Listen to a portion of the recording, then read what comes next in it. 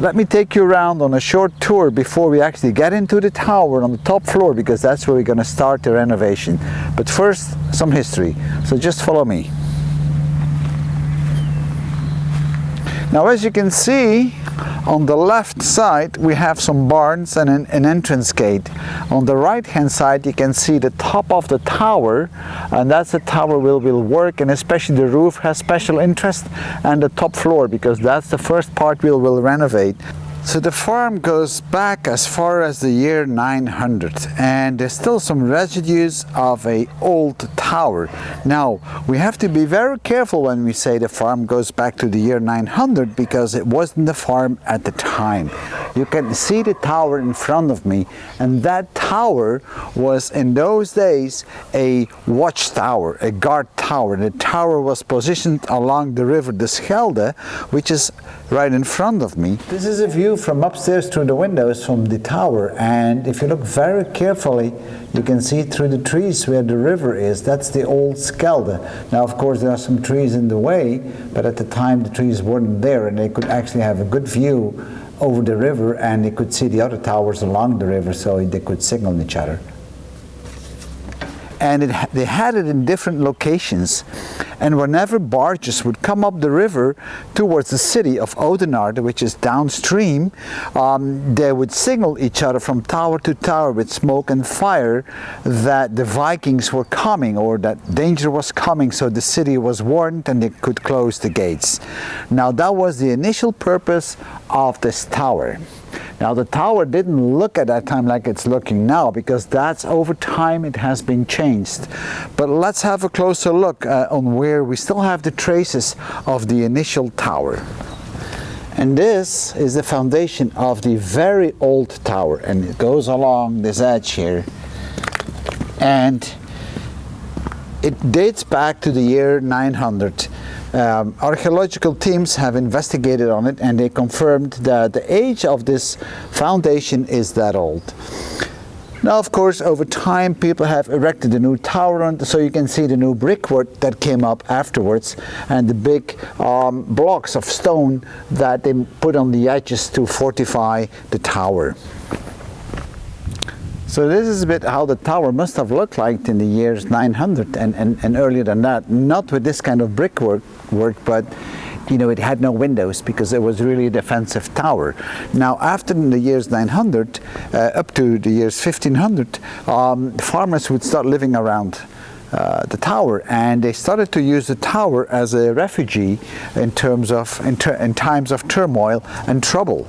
They would flee out of their little houses, and they all would come to the tower and find coverage and safety nets inside the tower. They would barricade the door and nobody could come in. Welcome back to the channel, and this is day number 2 of rebuilding this old room in the tower, and today I'm going to repair this floor, or at least I'm going to attempt to repair it. And I'm going to start by removing all the tiles that are lifted up. I'm going to mark them, put them aside, we'll shuffle out some of this dirt, and then finally we'll put some stabilized sand inside. We make some mortar, and then we're going to put the tiles back after we have cleaned them up and rectified them. Now, these tiles are very brittle, so I want to keep them as intact as possible. I think this one I can keep. That one needs to go. All right, and I keep them in sequence, as you can see, or at least as much as I can. It's a little bit of careful removal, but it's not too bad. Some of them are really destroyed, so I can't really use them anymore. So I'm going to put those aside.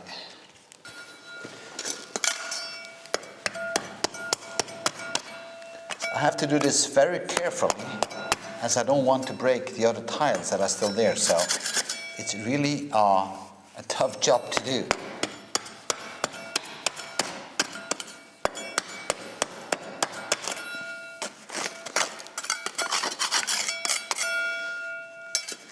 And I can't use a chisel or hammer to do this because that's going to damage too much, so I need to do this very carefully and precise.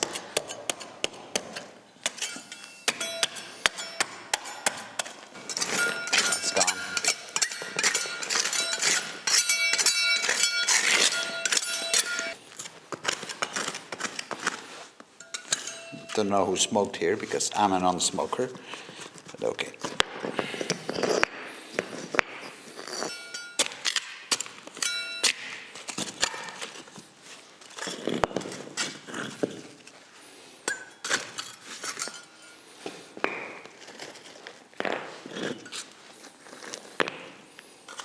Well, that one is totally broken.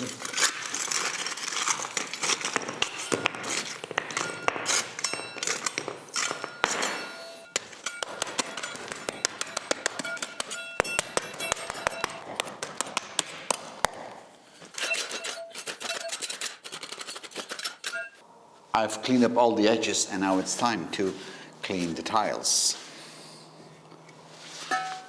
And that can be a little bit tough to do. Hopefully I don't break too many.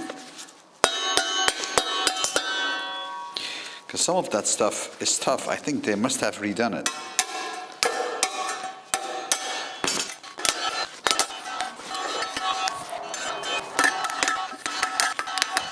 Right. I also need to clean up the edges as much as I can so they can slide in easily. See, this has a whole rim on it. The problem is they tend to break.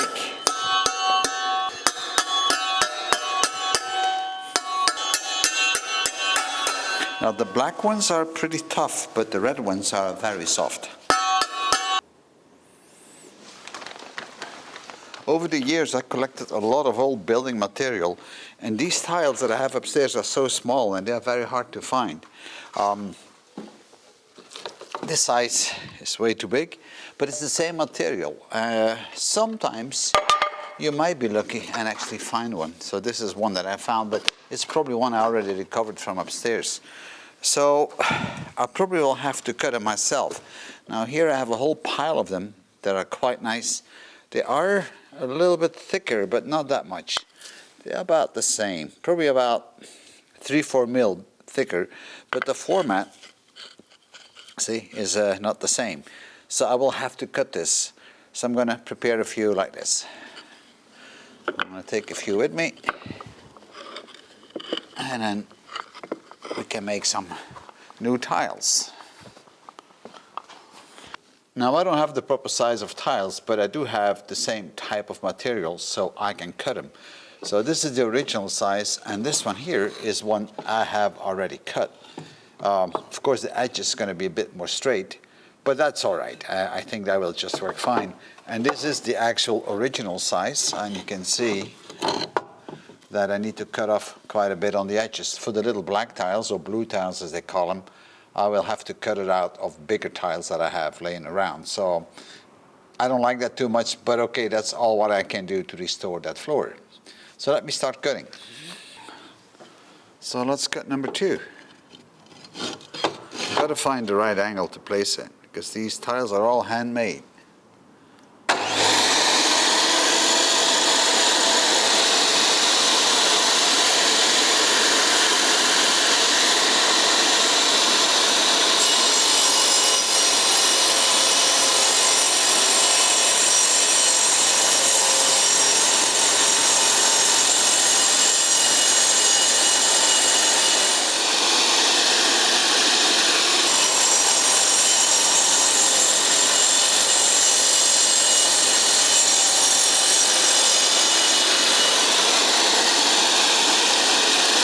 Voila!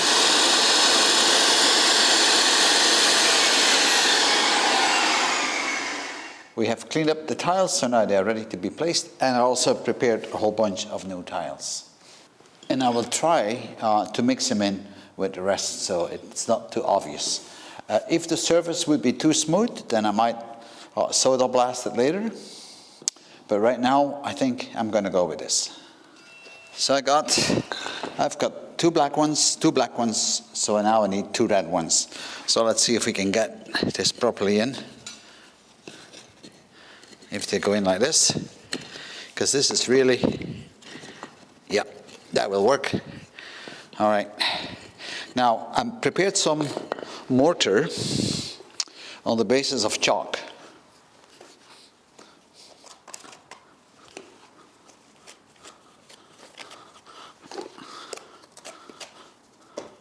You can see how sticky that is.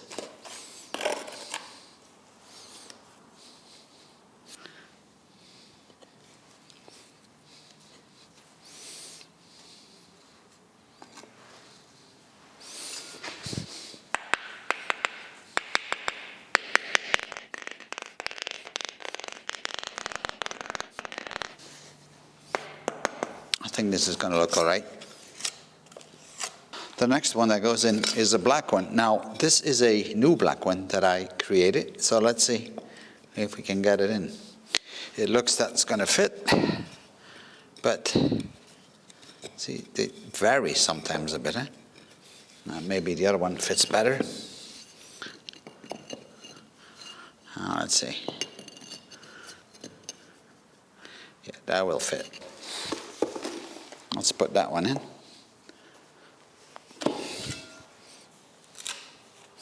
I'm putting the mortar also under the tiles that are still there.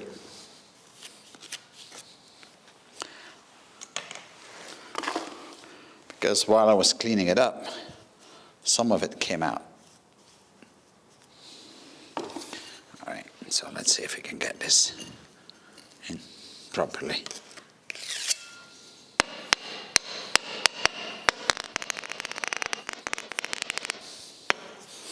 All right, so that seems to work reasonably well.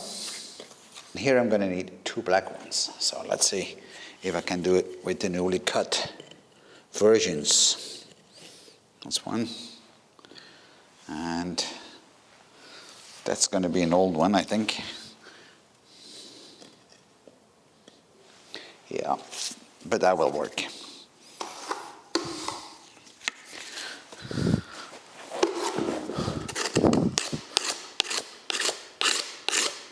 Sometimes you need to clean them a bit more, although I did clean them as much as I could. So that's good. That's a new one. That's an old one. So they will go in like this.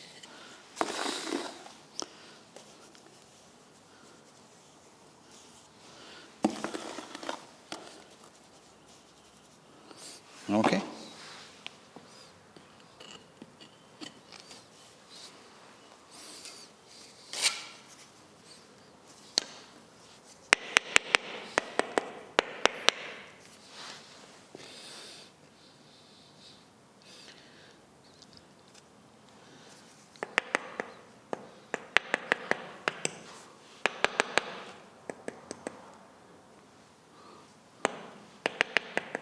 There we go.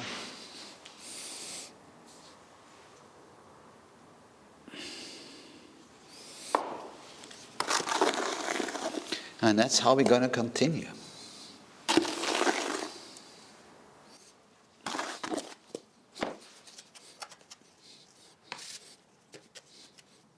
Going to go in.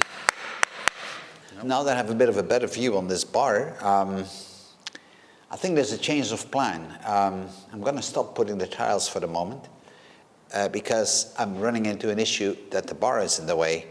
But now I notice there's a second bar underneath, and I can push this bar quite a bit down. Now the bar continues far to the other side, and it just goes to the side of the door there. So what I'm going to do is I'm going to shoot some bricks away underneath this bar in the wall, and then I can lower that. So that should bring this a lot down, and hopefully low enough to be able to put a tile on top. Now, if I look at this, that's about that size. See, that's just going to work just fine. Same thing here. It isn't that much. So I think this is probably the best approach to do. So let me get my hammer, and we're going to shoot it out. So here is this bar running through the wall, and you can see the wall is really thick. If I was just to shoot away about 2 inches underneath this bar, then I can knock it down a bit and everything will come down.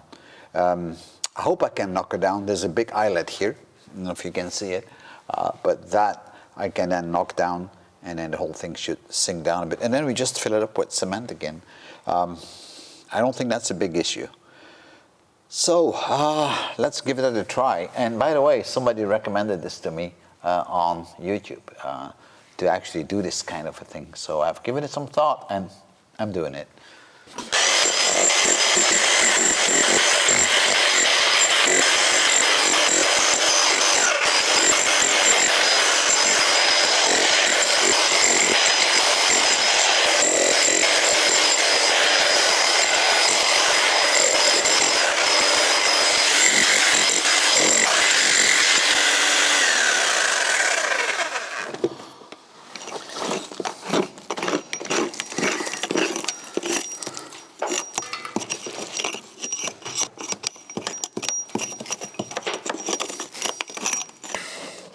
I think this should be all right, and I should be able to lower it. I just need to get all the debris out, that's all. Okay, so now that the bar is free, I should be able to knock it down here on this eyelet. So let's see.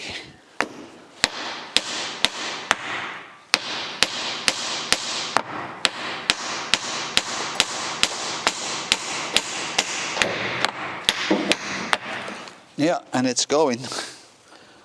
Little bit by little bit, but it's going.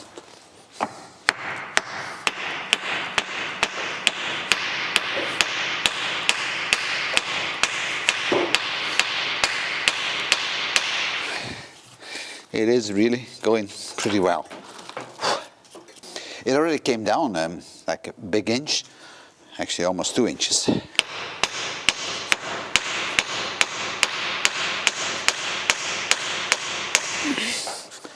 Okay, almost in place.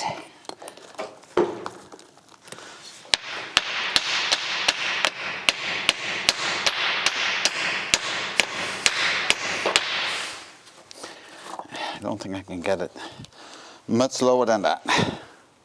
Here we had a gap before, now that gap is gone. So now I should have sufficient space to place the tiles over it. Yeah, I think this will just be on the edge though. Yep, and here it will certainly be all right. I have done some checking and it's still a little bit too high up, so I think I'm gonna grind it in two and then weld it together.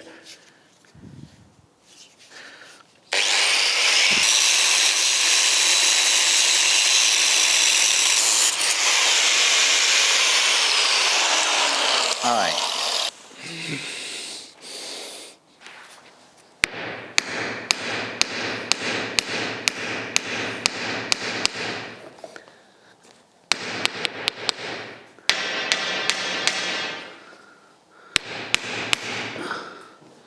So let's have a look how that works if we put a tile up. See, plenty of space. So now it's time to weld this together.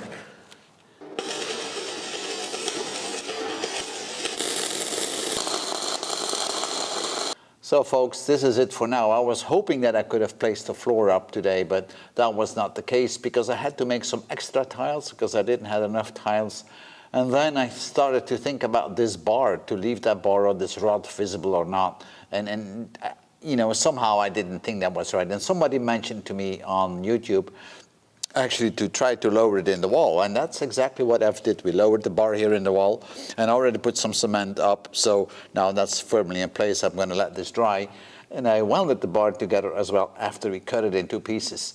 So now the bar is really low to the ground, and tomorrow I can place the tiles all over it and you won't see the bar or the rod anymore. I hope you enjoyed it as much as I did, and very soon we'll be back with Old Rusty. Bye bye.